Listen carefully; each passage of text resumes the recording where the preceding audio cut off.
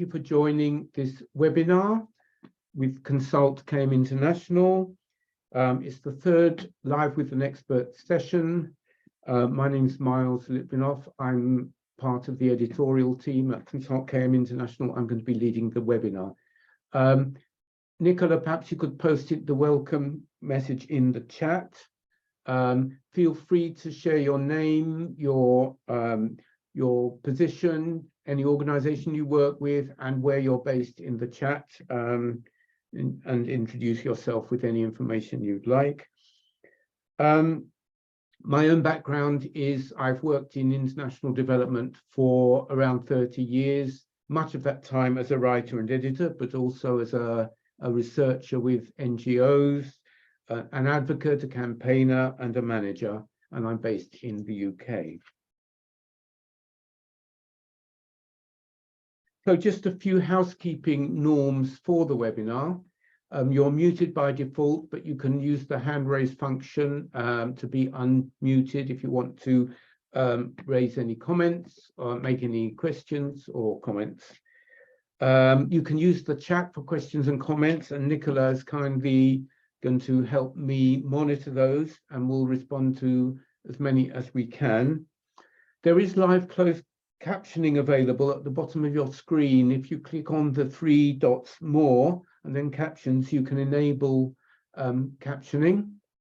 And the webinar is being recorded, and it's going to take 40 to 45 minutes. We'll be using Slido, the online platform, to make the seminar more interactive, the webinar. And to gather your input, you can scan the QR code, or you can on your phone, or join on your browser, enter slido.com and enter the 7-digit code. And we very much welcome your participation. So we're going to start with a couple of questions via Slido. So I'll just wait a moment or two while you hopefully can join.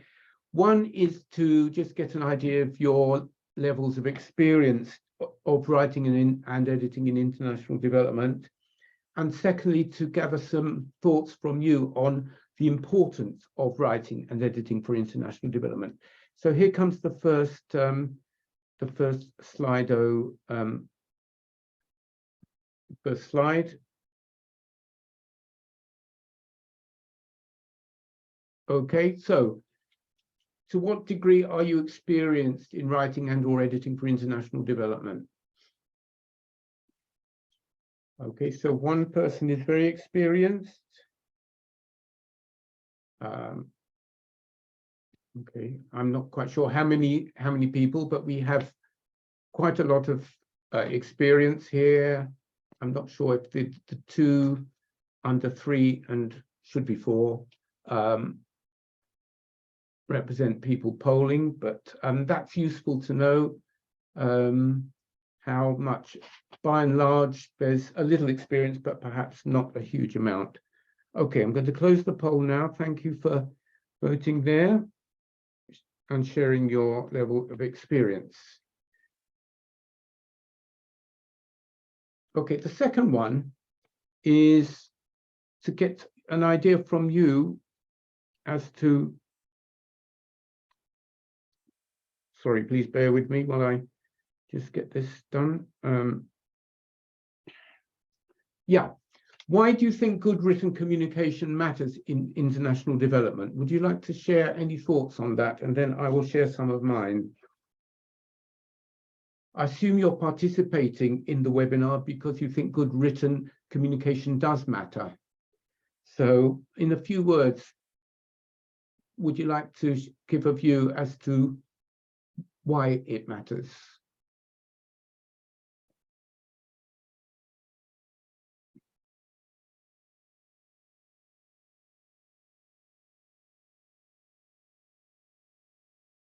Communicating across cultures, yes, important.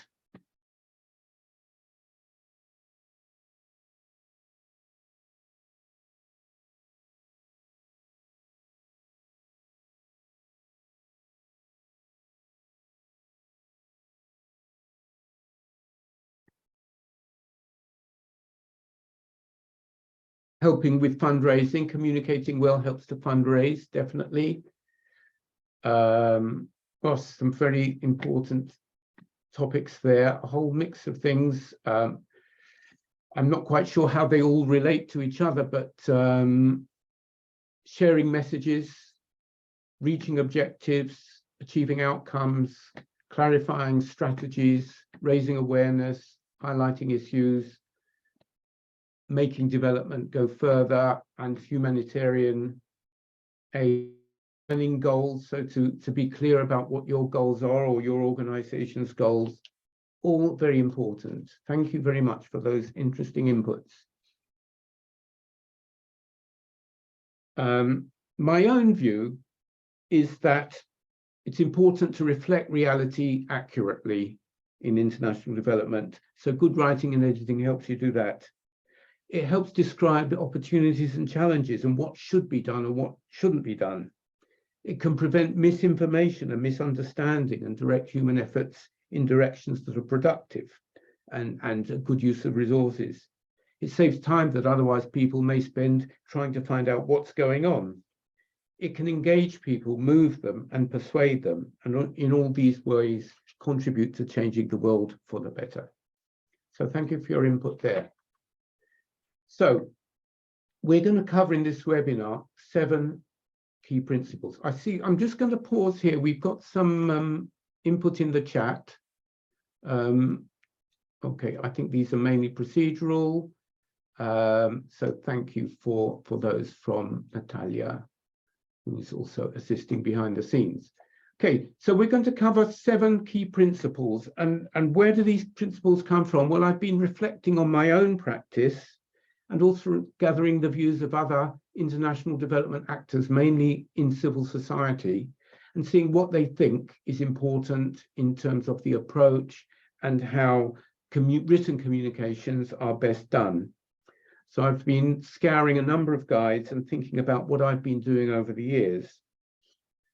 We'll look at all these principles one by one and look at a few examples and invite you to give your thoughts as well. Before we go into the detail, I think I just want to say that international development itself is a contested term, as you may be aware, and particularly today when progress with the Sustainable Development Goals has been so patchy and uneven. And some people question the usefulness of it. I don't think we have got the time to go into that now, but into the detail of this debate. But it's important to be conscious of it, particularly when it relates to power relations, which we will be talking about later. And it's certainly true that you cannot really discuss international development currently without talking about global impacts of climate change and biodiversity loss, and also the huge inequalities between the global north and the global south. So those are kind of givens implicit in I think in the conversation we're going to have today. Just want to welcome that several more participants have joined. And when we come to the use of the Slido platform, Nicola has kindly agreed to post the link in the chat. So you'll be able to participate in the polls and sharing of views and ideas. So welcome everybody who's just joined. And please post in the chat. Sorry, yes, the link is in the chat. Yeah, great, thanks. And people who've joined since the beginning, please feel free to share your name, your background, what work you do, what organization you work with, what country you're based in. That would be very good to share, just as much as you're comfortable doing that. Okay, the other point I'd like to make at this stage before we go into the 7 principles is that I would like this to be as much as possible a conversation. It's not a lecture, it's an interaction, so we can all share our insights and learning. So we're going to look first at the first principle. Understand your audience and objectives, how you want to engage and influence them, what they care about, and what is your advocacy objective? What do you want them to do as a result of your communication? And of course, there are a whole range of different audiences or readerships in international development. Some of them were indicated in the previous Slido.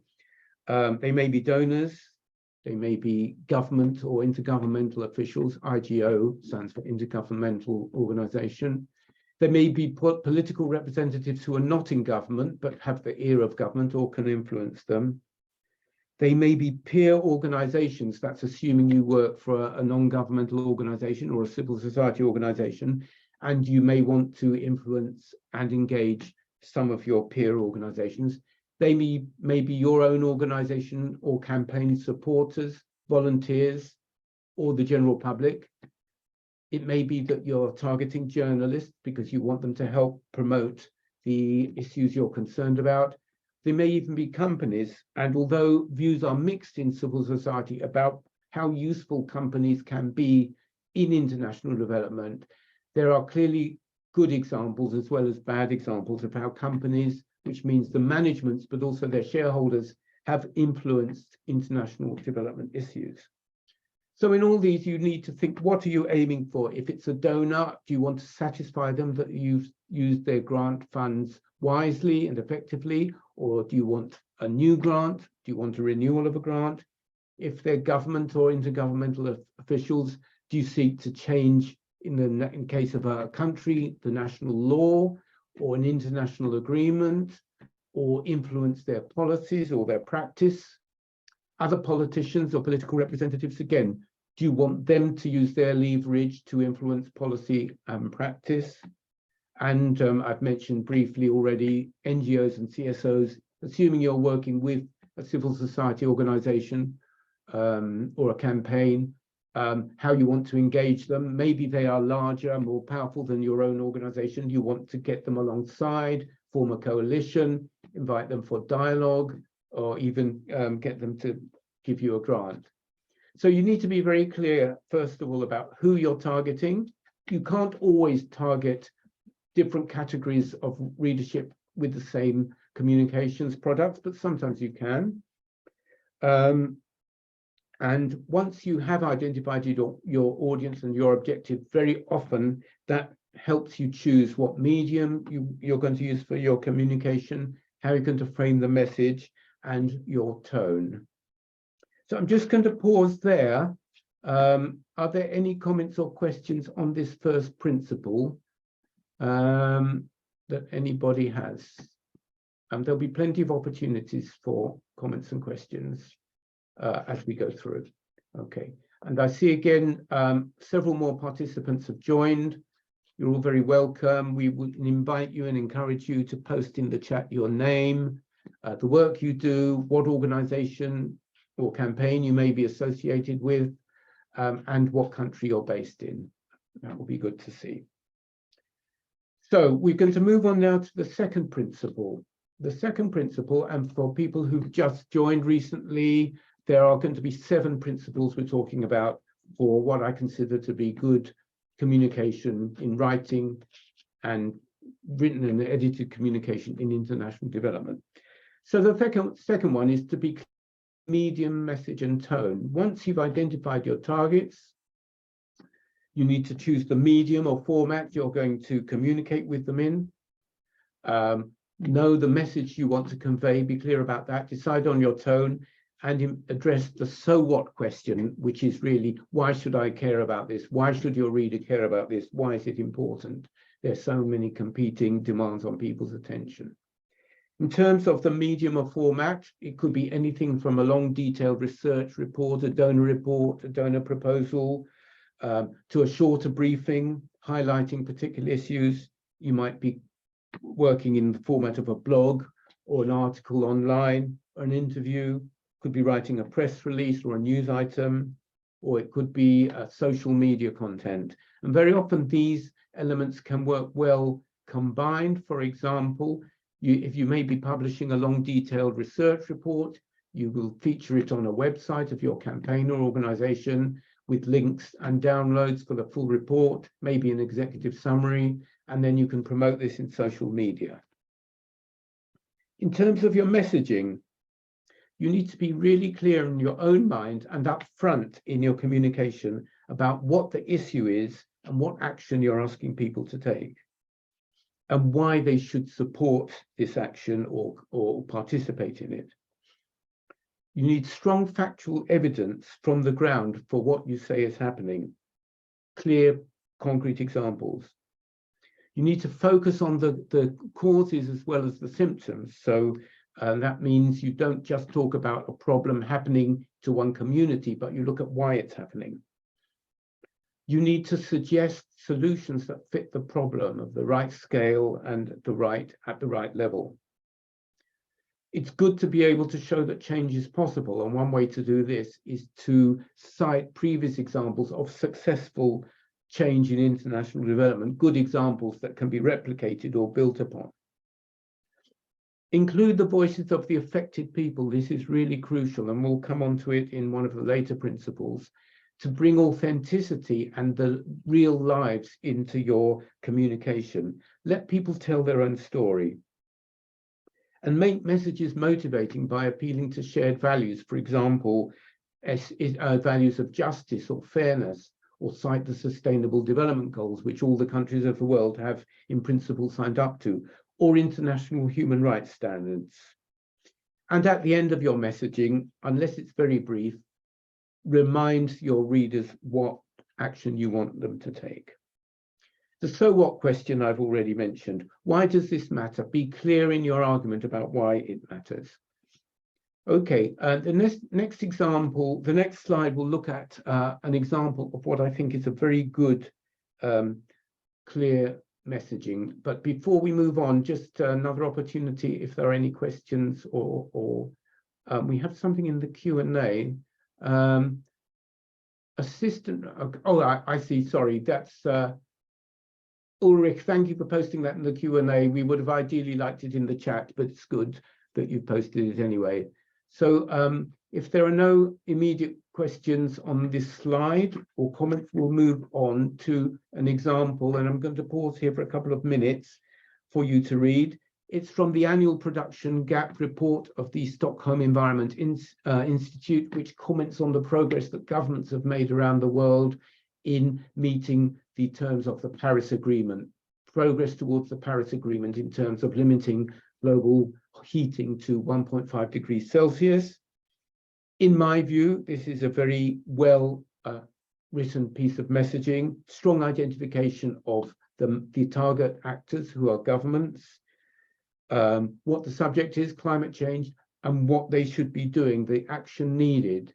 And you can read that in the final sentence. It's a general statement about the action needed, but the action is far more detailed in the rest of the report.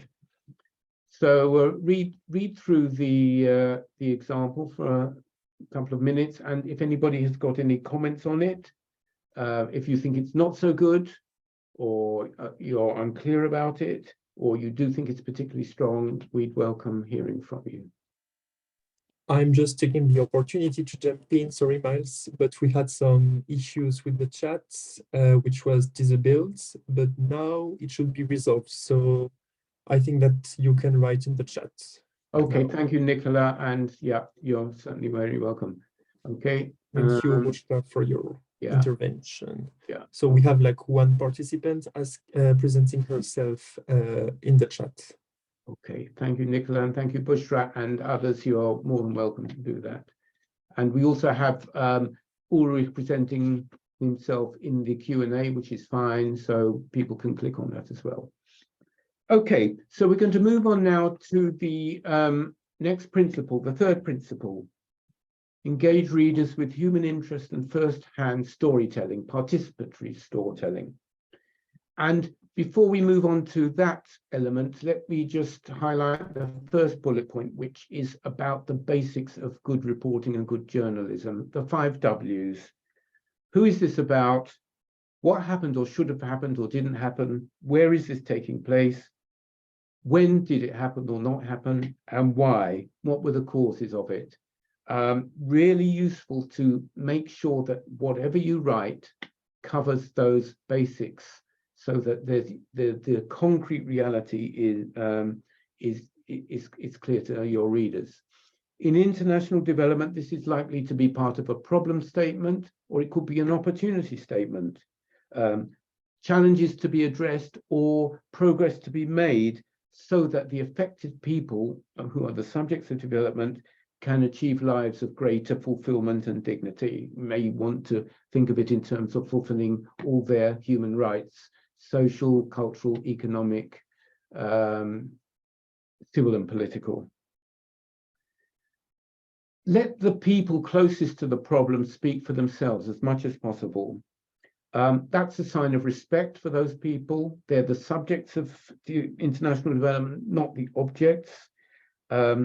This is increasingly recognized as a key principle in international development communications.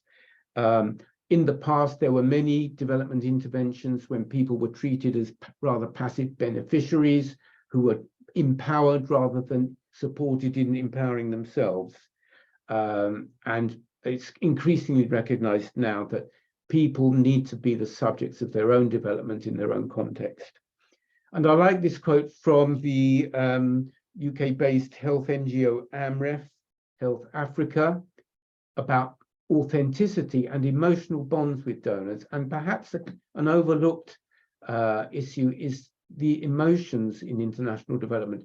If you want to engage politicians, decision makers, donors, other NGOs, the public, create a link between them and the people that you're concerned about. And the most direct way to do that is to quote those people in their own words. But the fourth bullet point here is also important.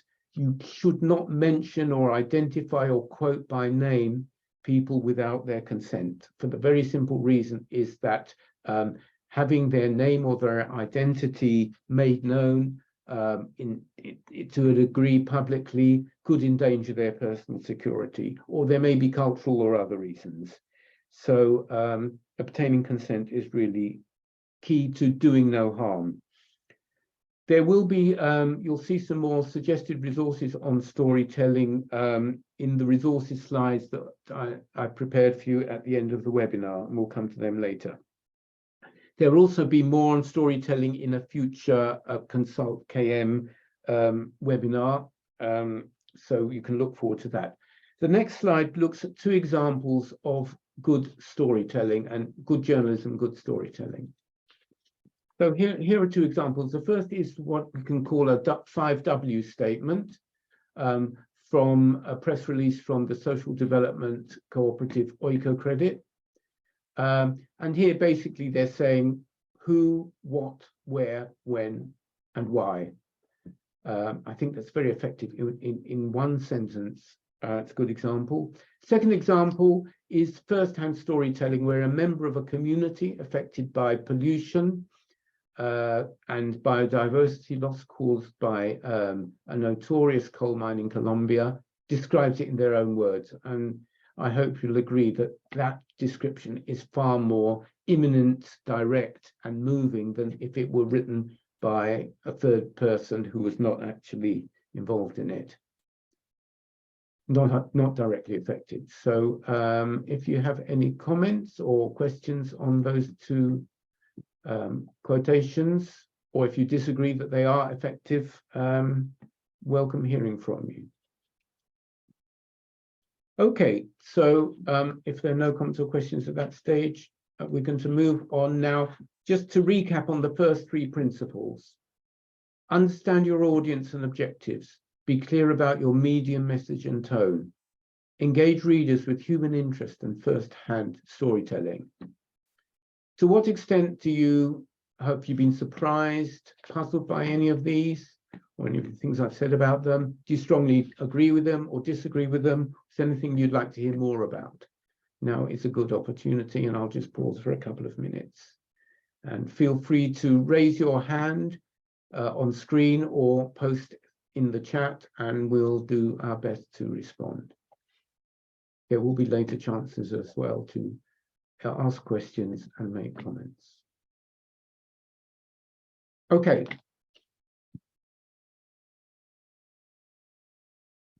So let's then move on to the fourth principle: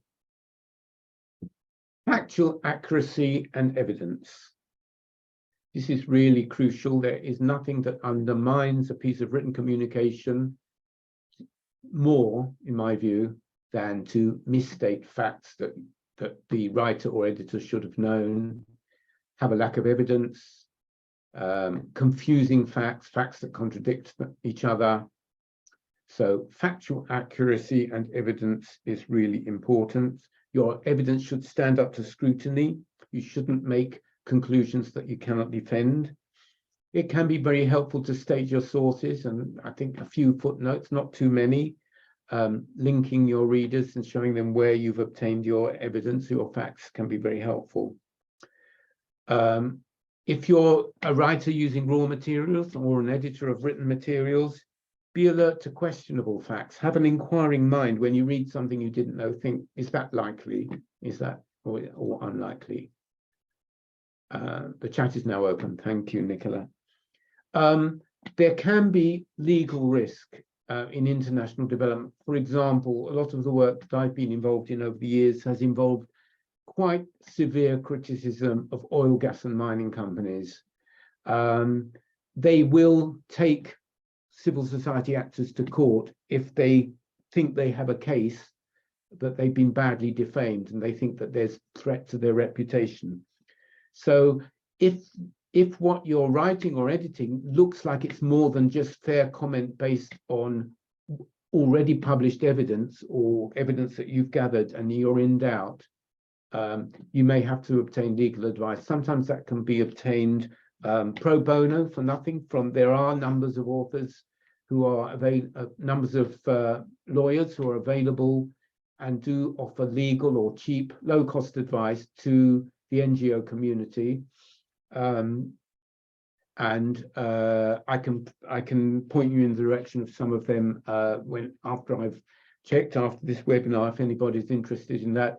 And there are plenty of legal firms that will act in cases of international development for the good of the cause. Lee Day is one well-known UK example. Client Earth is another international example.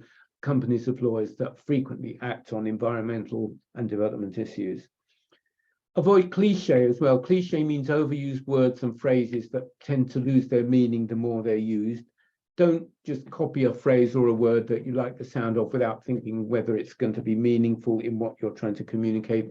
And plagiarism, which is when a writer uses the words, exactly the same words, or can be the ideas of a previous writer without acknowledging the source. And that can also bring what you publish into question. Good ideas are often collaborative, so it can actually be to your credit to show you're building on the ideas of or the writing of somebody who's preceded you on a particular topic. So again, often good to quote your sources there and the ideas that you're building on. Okay, so I'm going to pause there again in case anybody would like to raise any comments, raise any questions on the fourth principle. Okay, so now we'll move on to the fifth principle. This principle is about power, and I referred to it earlier on. No matter how good your intentions are, it's possible, and it has happened a lot in the past, to write or publish communications in such a way that it undermines the agency of the people that you're concerned about in international development. Now, international development is by definition about people who lack power, who lack resources, who lack access to life chances. In the crudest or simplest terms, it's about people living in poverty. But very often it's not a cash poverty, but it's lack of opportunity, lack of access, lack of mobility, lack of resources, lack of rights that they need in order to use resources that they may have traditionally used as a community.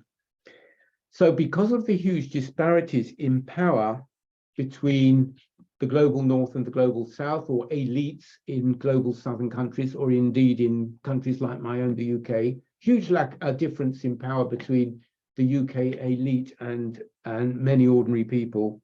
Good international development communications seek to rebalance that imbalance and challenge it and address it that imply a different kind of power relation in which there is less injustice and fairer outcomes. So you need to use inclusive, non-discriminatory and non-stereotyping language. For example, if a community has experienced severe pollution, it's, in my view, more helpful to talk about them as survivors than as victims. The word victim immediately implies a lack of power, which that community probably would not welcome. Most communities that are involved in development struggles don't see themselves as victims at all. Respect difference and diversity and gather as far as you can a broad spectrum of voices. Don't just reproduce elite opinions or elite voices from the government. Gather voices of communities. This is, again, the principle of first-hand storytelling. But also from within those communities, there could be, for example, middle-aged men could be the dominant subgroup within a community, if possible. And of course, you don't want to intervene in internal community affairs, and that can become quite a controversial issue. But you want the voices of women, older people, girls, boys, younger people, people with disabilities, and any minority groups within a community, which could be linguistic, religious, or ethnic minorities as well. Try to make what you write and edit as inclusive as possible in that sense. And you need to value and validate the perspectives of the subjects of development. You're not only reproducing what they think or say, but you're implying in what you write and edit that what they say or what they think has importance and needs to be listened to. And this also relates to the whole idea of localization and local relevance. International development has often been practiced and still is as grand solutions to global problems, developed and implemented by global actors. But by and large, global solutions, one size fit all solutions, do not necessarily benefit communities and individuals in their own individual context. So you want to make what you write as relevant as possible to local communities in their own context and support their ability to determine their own lives and futures. And finally, on this issue, I would say it's a good issue to take a pause in what you're writing or editing at some point after you've been working on it for a while, and review it and think about your messaging and language and think, am I helping to empower and support the self-empowerment of the subjects of development or not? Or is what I've written or edited reinforcing unequal power relations and injustice? And if the answer to that question is the latter, then you need to work on it again, in my view. Okay, I'll pause again there on principle 5. Any comments or questions? We don't have any comments and questions, but we have like 2 people presenting themselves in the chat. Okay. Karen and Bushra. So thank you very much. Okay, Karen thank you and very Bushra. much, Nicola. Karen, yeah, and Bushra. Okay, and it's good to read about what work you're doing and yeah, your background. Okay, thanks very much. And please, other people, do feel free to continue to post about yourselves and your work. Okay, so we're going to move on now to the 6th principle. Really important, particularly for editors, but not only for editors. As a writer, you would be better if you do all these things, but as an editor, it may be your job will depend on it. And if you don't produce written communications that have these characteristics, and you're a paid editor, you may soon find that people are less willing to pay you. So it's really important to be logical and well signposted in what you write or edit. Think of a written communication, whether it's a long report or a short article, it's a journey, a long or short journey. And you as the writer or editor are the guide to your reader. and you don't want your reader to feel lost or to say, this doesn't seem to be going anywhere, or we're going round in circles. You want them to be clear about where you're going and the steps in that journey. So a good, well signposted structure means a good contents list if you're working on a long report, good use of headings and subheadings to show the progression of your narrative. In longer communications, an executive summary of 1 to 2 pages highlighting key points, recommendations, for example, for policymakers is really helpful. If you're producing a report for policymakers, very often they and their researchers will not necessarily have the time or the patience to read the whole document, but they will look at the executive summary. And if they find that persuasive and interesting, that may persuade them to go into more detail. Short paragraphs and short sentences, easily said, not always easily done, and it's very common in my experience that writers write very long paragraphs and very long sentences. They are off-putting and readers lose their way, and particularly with on-screen reading, it can be difficult to digest. So I would very much recommend that. Plain language rather than complexity. Don't use a complex word if there's a simple, more ordinary word that conveys exactly the same meaning. Active, not passive voice. This is to do with how you use your verbs. Say the government passed a new regulation, not a new regulation was passed, because if you say a new regulation was passed, some readers might say, well, who by? So always use the subject of the verb where you can. Be accurate and consistent in your language. Accuracy may be a question of looking up the meaning, and I'm constantly doing that in the standard UK or US dictionary, and being clear that you are using the word in the accepted, widely known sense. And consistency also means using the same term throughout a communications item if you're referring to the same thing. And one example is you might be talking about government officials in a long report, and then, or the writer might, and you're editing it, and then suddenly the phrase changes from government officials to civil servants, which certainly in the UK context generally refer to the same category of people. But if you switch from one term to the other, your readers may say, well, is this talking about the same category of people or not? And be puzzled. So consistency of terminology is important. Duplication and repetition happens so often because very often, particularly in long documents, multi-author documents or other documents that authors work on at different times over a period, they forget what they said in chapter 1, and then you go to chapter 3 and there's almost the identical paragraph. So you're on the lookout for that. Make sure that what you repeat is only repeated for effect because you believe that it needs to be repeated. For example, your key advocacy ask at the end of a report. And visual appearance is important as well. I mean, in many cases, you may be writing or editing a document that then will be worked on by a graphic designer to make it attractive and so on.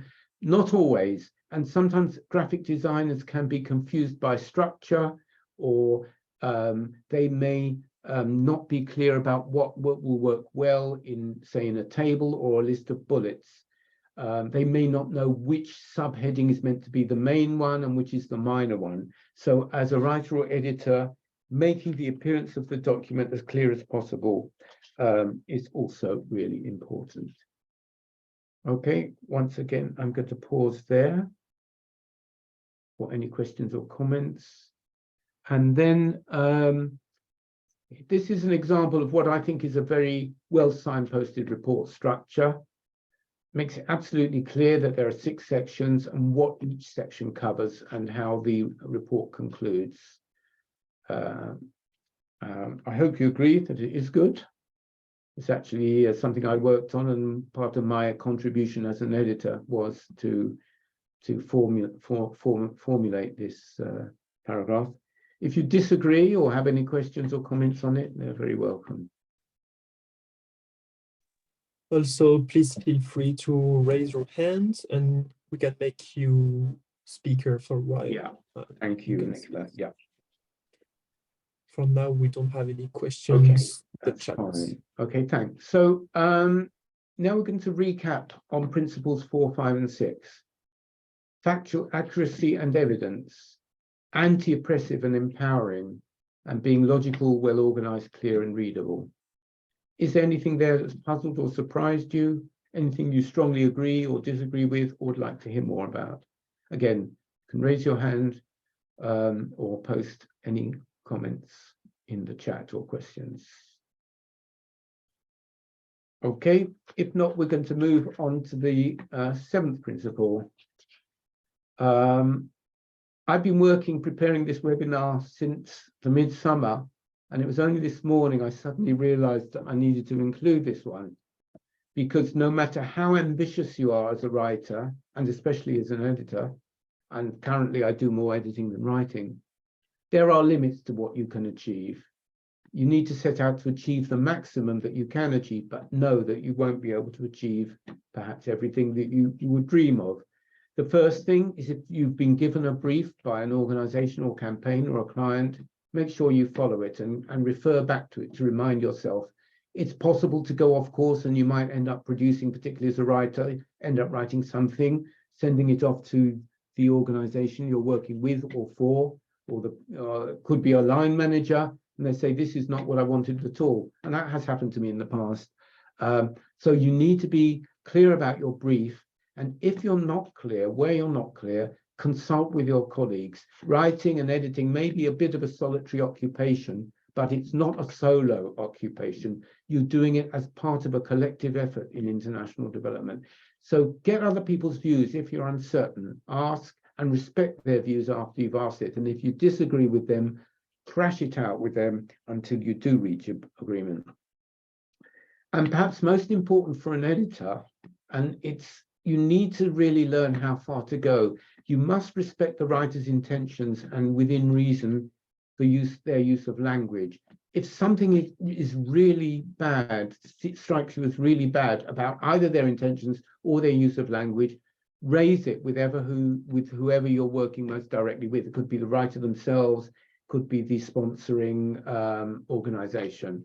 Tell them what you're unhappy about or unclear about. Don't alter a writer's language just for the sake of it or to tick a box.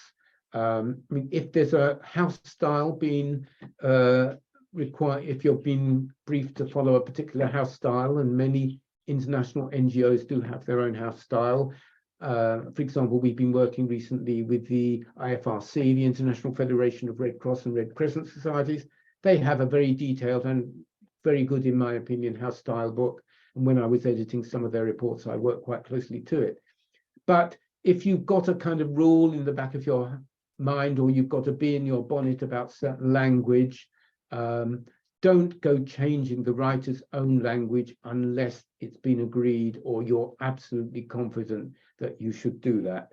So editing is a support function, and you should recognize that limitation. Any comments or questions on this principle? Something new in the Q&A? Yes. Are there formats? Sorry, Nicola. Go ahead. Yes, Okay, I was about to tell you that we had something in the. Are there formats or standards that could also help novices in writing this type of report? I'm not clear what type of report you mean. The best advice I can give is find something similar that's already been published. If I'm editing a briefing for a particular client organization, I have a look at what briefings they've published recently, read it, have a look at it, see how it's presented. I think building on previous models is good. And then you can, if you've been asked to write a report by an organization and you've found things they've published before, ask them, would you like me to follow this kind of style, this kind of format? If there's no precedent in what you're doing, you need to find somebody who will give you maybe some advice on a kind of format that might be suitable. But I assume if you're talking about writing reports, it will be something that somebody somewhere has asked you to write, or you're writing it as part of a campaign that you're initiating with other people. Find something similar subjects, similar readership targets, see how they've done it, and learn from those examples. I think that's probably the best advice I can give. I don't know whether you want to come back on that point or anybody else has any other thoughts on it. Okay, we're a little bit short of time. We want to engage you a little bit more towards the end of the webinar. We are coming towards the end. So that's the 7th principle and the last of the 7. Another opportunity just for any questions or comments on anything that we've covered or not covered. Please raise your hand. We can unmute you or post in the chat or in the Q&A. We're going to come on now to a list of resources. And Miles, we have a question in the chat. Oh, okay, thanks. Oh, no. So, no, the attendee was Okay. just thanking you for the answer. You're Sorry. welcome. And you can always follow up with me after the webinar. My email will appear on the final slide, my email address. Anybody is welcome to do that. Okay, so if there are no more questions or comments, we're going to move on now to just look at this list of resources. And Nicola, very kindly going to post in the chat a link where you can download. There's 3 PowerPoint slides. And these are all resources that I've either consulted in depth, that I use regularly, or that I've skim read or seen that I think are very helpful when you're thinking about your communications in international development. BOND, for those who don't know, is the UK international NGOs organization. I've done a lot of recent work on locally led development, decolonizing language and ethical storytelling. Some of these, the Butcher, Drake and Leach is a kind of manual, a standard manual for editing, used not only in the civil society sector, but in the book publishing and probably more widely. Similarly, in the United States, the Chicago Manual of Style is very widely used. Some of the other resources you see there are also helpful for writing and editing. All the links are clickable, so we'll take you directly to the resources themselves. They're not all downloadable. I don't think Butcher's copy editing is. I think you may have to buy it or get it from a library. So the second page of resources, there's a useful guide from Consult KM itself, and various other guides from NGOs, journalists, and the New Oxford Style Manual is pretty standard and very comprehensive. It combines various long-standing guides published by Oxford University Press on good writing and good editing. And then the third and last slide here, we have publications from the Overseas Development Institute, Oxfam, several US universities, also very good about tone, inclusive language, ethical storytelling, etc. Okay, so as I said, if you click on the link that Nicola's posted in the chat, you can access and download those resources and just save them and access them when you have time. So we're going to close with 3 more polls using Slido. And Nicola, perhaps you could post the link in the chat again for Slido. And I'm just going to activate this first one. Just bear with me for a moment. So the first one, we're going to ask you to vote on the webinar. Would you give it 1 slide, 2 slides, starry stars, 1 star, 2 stars, 3 stars, 4 stars, or 5 stars? We'd really welcome you to participate in the poll. It's activated now.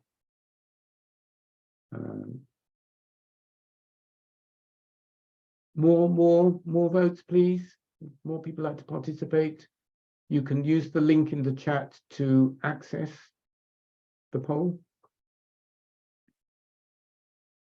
And the next slide will invite you to comment qualitatively. I know that quantitative comments are, we'd still welcome your rating. Okay, well, from what I see, everybody has given it 5 stars, which is very, very kind of you. very flattering. We'll just wait a few more moments. Don't be afraid to give less than 5 stars if you don't think the webinar has merited it. Okay, we'll just wait 1 more minute and then we'll close this poll and move to the next one, which invites you to give some qualitative input. Okay, thanks very much for that. And now the next poll is, what did you like about the webinar? What could be improved? Again, your thoughts would be really welcome. Just a word or two.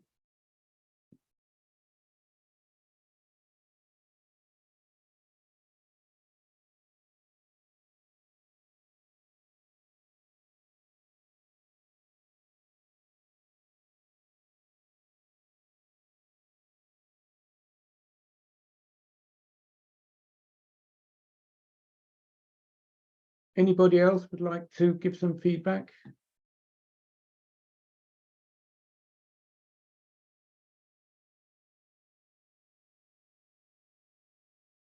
Thanks very much. Don't be afraid to share constructive criticism. We're all learning.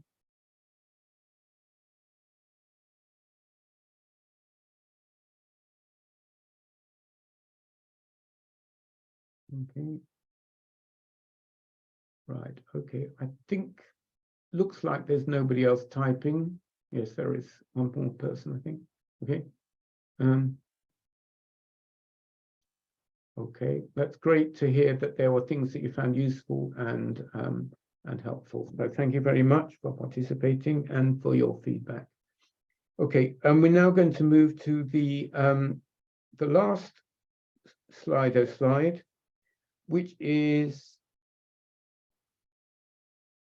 what would you like Consult KM to cover in future webinars, and any particular subjects linked to international development, humanitarian aid, international affairs that Consult KM colleagues, including myself, work on?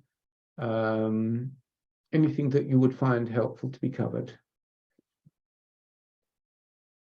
Suggestions very welcome.